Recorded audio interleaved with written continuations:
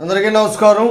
ఈరోజు ముఖ్యాంశం ఏంటంటే ఎన్నికల కమిషనర్ని నియమించేటప్పుడు కేంద్ర ఎన్నికల కమిషన్ ఉంటాడు కదా, అలాగే రాష్ట్ర ప్రభుత్వాలకి రాష్ట్ర ఎన్నికల కమిషన్ ఉంటాడు. దాని గురించి వివరాలు ఎలా నియమిస్తారు ఇవన్నీ కూడా వీడియోలు పెట్టుకున్నాం చట్టబద్ధంగా. ఈరోజు సుప్రీంకోర్టులో ఒక బిల్ అనేది నమోదైంది కాబట్టి దీని గురించి మళ్ళీ చెప్పుకుంటున్నాం. ఎన్నికల కమిషన్ని నియమించేటప్పుడు ఒక కమిటీ ఉంటుంది. ప్రధానమంత్రి, చీఫ్ జస్టిస్, సుప్రీంకోర్టు, ప్రతిపక్ష నేత, ఈ ముగ్గురు కలిపి నియమిస్తారు. ఈ విషయంలో కేంద్ర ప్రభుత్వం ఏం చేసింది అంటే చీఫ్ జస్టిస్ని తొలగించి కేంద్ర మంత్రిని చేర్చింది. దీని మీద ఒక ఆయన పిల్లేశాడు.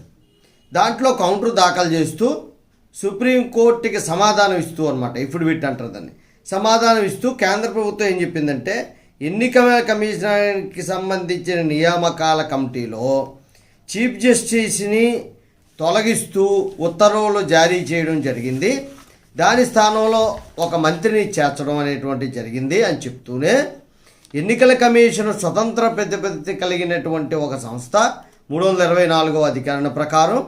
అయితే ఈ శాశ్వతంగా చీఫ్ జస్టిస్ను ఉంచాలన్నది ఏమీ లేదు రాజ్యాంగంలో. అప్పుడు శాసన మండలి అంటే శాసనసభే, పార్లమెంటు, లోక్సభ, రాజ్యసభ కలిపి అనమాట, చీఫ్ జస్టిస్ కూడా ఉంటే బాగుంటుంది అన్న ఉద్దేశంతో చీఫ్ జస్టిస్ తీసుకొచ్చి పెట్టారు. అది తర్వాత ఆయన్ని ఇప్పుడు తొలగిస్తున్నాము అని చెప్పారు. ఎందుకు కారణాలు కూడా చెప్పారు.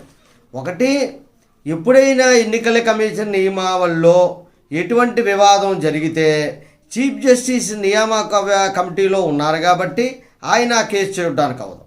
దానివల్ల అనేక ఇబ్బందులు వస్తాయి ఫ్యూచర్లో. అందుకని ఆయన్ని తొలగిస్తున్నాం. అలాగే ఇప్పుడు ఏంటంటే ప్రధానమంత్రి, ఒక మంత్రి, అలాగే ప్రతిపక్ష నేత ముగ్గురు ఉంటారు. ఆ ముగ్గురి అధ్యక్షతలోనే ఎన్నికల కమిషనర్ నియామకం జరుగుతుంది అని చెప్పడం అనేటువంటిది స్పష్టం చేసి చెప్పింది. ఈ విషయాన్ని మీకు తెలియజేయడం కోసం ఈ వీడియో పెట్టాను. జై హింద్, భారత మాతా కీ జై.